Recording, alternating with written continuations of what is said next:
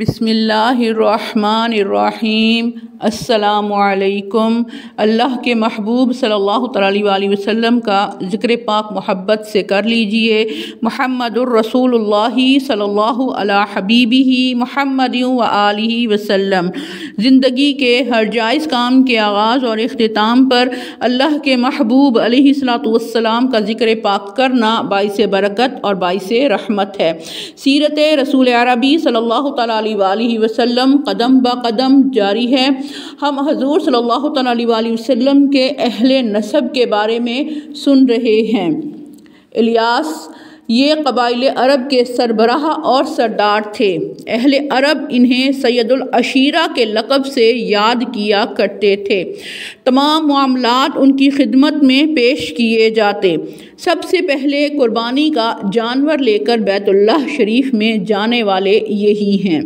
حدیث شریف میں آتا ہے کہ لا تسبوا الیاس فإنہ کان مؤمنا وَقَانَ فِي الْعَرَبِ مِثْلَ لُقْمَانِ الْحَكِيمِ فِي قَوْمِهِ، یعنی الیاس کو برا بھلا مت کہو، وہ مومن تھے۔ اہل عرب میں ان کی مثال ایسی تھی جیسے حکیم لقمان کی اپنی قوم میں تھی۔ ابن دحیہ کہتے ہیں کہ یہ اپنے باپ کے وصی یعنی وارث تھے، جانشین تھے اور بڑے خوبصورت تھے۔ مشہور ماہر انساب ابن زبیر سے منقول ہے کہ جب الیاس جوان ہوئے تو حضرت اسماعیل علیہ السلام کی اولاد میں جو خامیاں پیدا ہو گئی تھیں ان پر اپنی قوم کو سمجھایا اور تلقین کی کہ اپنے بڑوں کی طرح دین ابراہیمی اختیار کرو۔ آپ کی کوششیں بالآخر کامیاب ہوئیں اور آپ کی قوم نے نئے سرے سے ہدایت کے راستے کو اختیار کیا جو ان کے بزرگوں نے اپنے لیے پسند کیا تھا۔ قبیلے کے سارے مرد و زن آپ کی دل سے تعظیم کیا کرتے تھے اور آپ کو عزت اور قدر کی نظر سے دیکھتے تھے۔ مدرکہ علامہ طبری لکھتے ہیں کہ ان کا اصل نام تو عمر تھا۔ ان کی والدہ خندف کے لقب سے مشہور تھی۔ ان کا نام لیلہ بنت حلوان تھا۔ یہ یمن کے ایک قبیلے کی ایک خاتون تھی اور اپنے اوصاف اور شمائل کی وجہ سے بڑی قدر و منزلت کی نگاہ سے دیکھی جاتی تھی، یہاں تک کہ ان کی اولاد کو باپ کی بجائے ان کی ماں کی طرف سے منسوب کیا جاتا تھا۔ ایک روز عمر اور عامر جو کہ ان کے بھائی تھے جنگل میں اونٹ چرا رہے تھے۔ انہیں شکار مل گیا تو وہ اسے پکانے میں مصروف ہو گئے۔ اچانک ایک خرگوش چھلانگیں لگاتا ہوا وہاں سے گزرا۔ اونٹ اس سے بدکے اور بھاگ کھڑے ہوئے۔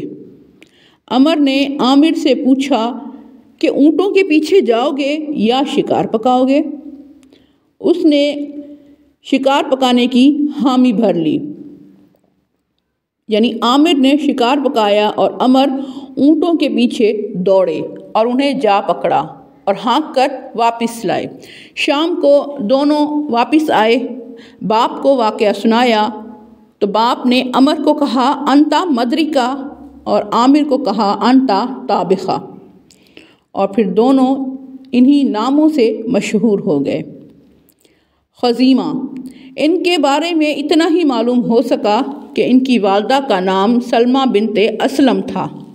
ان کے سگے بھائی کا نام حذیل تھا۔ ماں کی طرف سے بھی ان کا ایک بھائی تھا جس کا نام تغلب بن حلوان تھا۔ امام محمد بن یوسف الصالحی ان کے بارے میں لکھتے ہیں کہ ان کے 4 بیٹے تھے جن کی والدہ کا نام برہ بنت مربن ادبن طابخہ تھا۔ پھر کہتے ہیں کہ لوگوں پر ان کے انعامات اور احسانات کا شمار نہیں کیا جا سکتا۔ ان کی خوبیوں کے بارے میں کسی نے خوب کہا ہے کہ فضائل اور مکارم جتنے تھے وہ تو سب کے سب تیزی سے خزیمہ کی ذات میں جمع ہو گئے۔ خزیمہ کی وفات ملت ابراہیمی پر ہوئی تھی۔ کنانہ کے بارے میں بھی امام طبری نے لکھا ہے کہ ان کی والدہ کا نام عوانہ بنت سعد ہے۔ بنت سعد بن قیس بن عیلان تھا اور بعض نے یہ کہا ہے کہ ان کی والدہ کا نام ہند بن عمر بن قیس تھا۔ امام محمد بن یوسف ان کے بارے میں لکھتے ہیں کہ کنانہ کا معنی ہے ترکش۔ جس طرح ترکش تیروں کو اپنے اندر چھپا لیتا ہے، اسی طرح انہوں نے بھی اپنی ساری قوم کو اپنے جود و کرم کے دامن میں چھپا لیا تھا، اسی لیے ان کا یہ لقب یعنی کنانہ مشہور ہوا تھا۔ ان کی کنیت ابو نصر تھی اور ان کی والدہ کا نام عوانہ بنت سعد تھا۔ عامر الادوائی نے اپنے بیٹے کو وصیت کرتے ہوئے کہا تھا کہ اے میرے بیٹے، میں نے کنانہ بن خزیمہ کو اس حالت میں دیکھا کہ وہ بہت بوڑھے ہو چکے تھے اور ان کے علم و فضل کی وجہ سے اہل عرب دور دور سے ان کی زیارت کے لیے آتے تھے۔ انہوں نے ان کو کہا کہ مکہ سے ایک نبی کے ظاہر ہونے کا وقت قریب آ گیا ہے، ان کا نام نامی احمد ہوگا اور وہ اللہ تعالیٰ پر ایمان لانے کی دعوت دیں گے، نیکی، احسان اور اچھے اخلاق کی تلقین فرمائیں گے۔ بس اے اہل عرب، تم اس نبی مکرم صلی اللہ علیہ وسلم کی پیروی کرنا، اس سے تمہارے عزت و شرف میں اضافہ ہوگا۔ یہی مصنف اس کے بعد تحریر فرماتے ہیں کہ ایک روز کنانہ حطیم میں سو رہے تھے۔ انہوں نے خواب دیکھا۔ انہیں کہا گیا کہ ان 4 چیزوں میں سے ایک چن لو: گھوڑے، اونٹ، تعمیرات اور دائمی عزت۔ آپ نے عرض کی کہ اے میرے رب، مجھے یہ ساری چیزیں عطا فرما۔ تو اللہ تعالیٰ نے آپ کی دعا کے صدقے سے قریش کو یہ ساری نعمتیں عطا فرما دی تھیں۔ نظر: ان کا نام قیس تھا اور اپنے چہرے کی چمک اور حسن و جمال کی وجہ سے یہ نظر کے لقب سے مشہور ہوئے۔ ان کی والدہ کا نام برہ بنت مربن ادبن طابخہ تھا۔ ان کی والدہ کے بارے میں ایک غلط بات مشہور ہے جس کا ازالہ ضروری ہے۔ کہتے ہیں کہ ان کی والدہ برہ بنت مربن پہلے نظر کے دادا خزیمہ کی منکوحہ تھیں۔ خزیمہ کی وفات کے بعد ان کے والد کنانہ نے عرب کے رواج کے مطابق ان سے شادی کر لی تھی۔ اس کے نتیجے میں نظر کی ولادت ہوئی۔ بیٹے کا باپ کی بیوہ کے ساتھ نکاح کرنا، اگرچہ وہ اس کی سگی ماں نہ ہو، مکروہ اور کبھی فعل تھا۔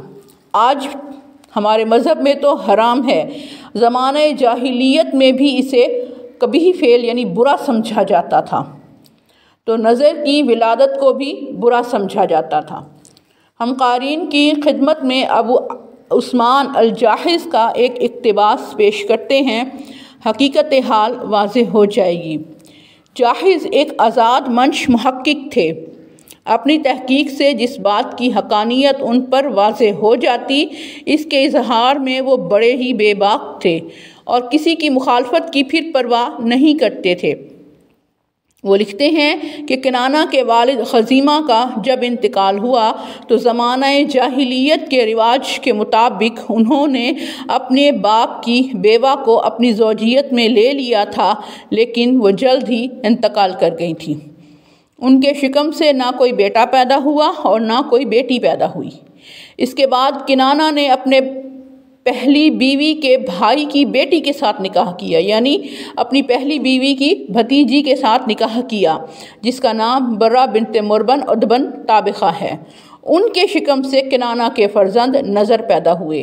بہت سے لوگوں نے جب یہ سنا کہ کنانہ نے اپنی باپ کی بیوہ کو اپنی زوجیت میں لیا ہے تو وہ اسی غلط فہمی میں مبتلا ہو گئے تھے کہ ان کے شکم سے ہی نظر پیدا ہوا ہے، اور اس غلط فہمی کی وجہ یہ ہے کہ دونوں بیویوں کے نام بھی ایک تھے اور ان کا باہمی رشتہ بھی بہت نزدیک کا تھا۔ لیکن ہم اللہ تعالیٰ کی پناہ مانگتے ہیں اس سے کہ ہم اس غلط فہمی میں مبتلا ہوں کہ نبی کریم صلی اللہ تعالیٰ علیہ وآلہ وسلم کے نسب پاک پر ناپسندیدہ اور مغضوب نکاح کا داغ لگائیں۔ حالانکہ سرکار دو عالم صلی اللہ تعالیٰ علیہ وآلہ وسلم نے حدیث پاک میں بالکل واضح فرمایا ہے کہ میں ابتدا سے آخر تک اسلامی نکاح کے مطابق ایک پشت سے دوسری پشت میں منتقل ہوتا رہا۔ سیرت رسول عربی صلی اللہ تعالیٰ علیہ وآلہ وسلم قدم بقدم جاری ہے۔ محمد الرسول اللہ صلی اللہ علیہ حبیبہ محمد و آلہ وسلم۔